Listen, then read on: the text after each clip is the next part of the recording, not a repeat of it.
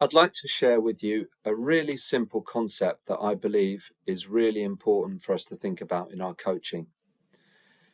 What I've put together here is a very simple cycle that happens every time players hit a tennis ball on a tennis court, with the exception of the serve. And the reason that it's so important is because so often in coaching sessions, I see players hitting the ball and then either standing still or hitting the ball and then moving back, almost walking back to some position, but with no intensity or no urgency, no energy. And so this is just poor practice. It doesn't replicate what happens in a point, and it doesn't help the players either, because it's very important for us to remember that the shot is not finished until the player is back where they need to be for the next shot. So it's really important that we include all three of these parts of the cycle in our coaching. So the first thing is that there is going to be some movement. Now, I've put move to the ball, and clearly there are going to have to be times when the players will move left or right or forwards in some direction to move towards the ball. But there could equally be some times where perhaps the players might have to create space by moving away from the ball or to move backwards in order to be able to create space to play the shot. But there is movement. Secondly, there is contact. Now, the reason I've put the word contact here rather than hit the ball is because this principle, this cycle, applies equally to throw and catch activities as it does to hitting activities.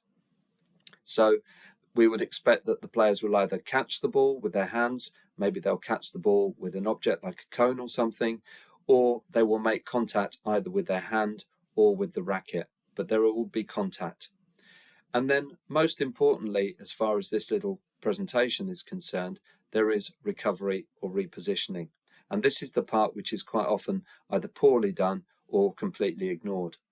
Let me just explain the difference between the two. Recovery is when the player will go back to the position from where they've just come. So for example, the player might be at the baseline, starting in a slightly offset position to move out wide to play a backhand cross court.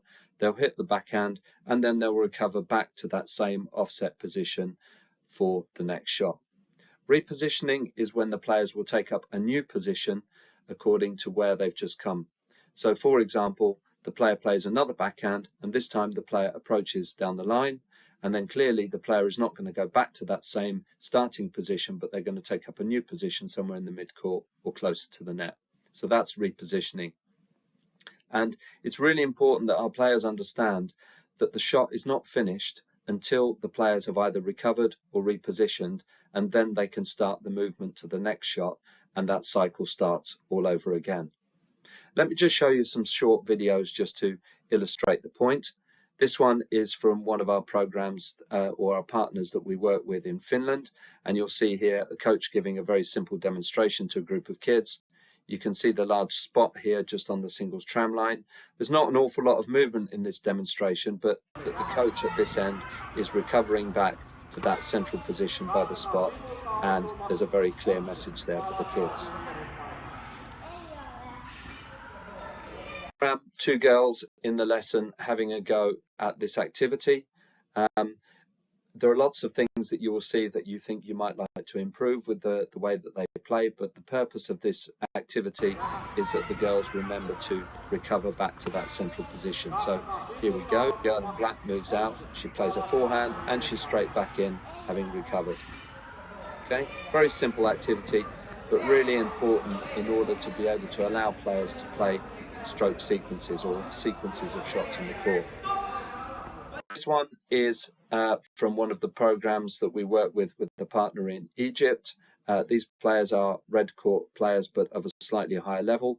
You'll see in a second how the little boy in yellow here hitting his cross-court backhands is moving with real intensity and recovering back to the baseline. He moves out wide, and then he's working really quite hard there to recover back to that central position with really nice energy and enthusiasm, ready for that.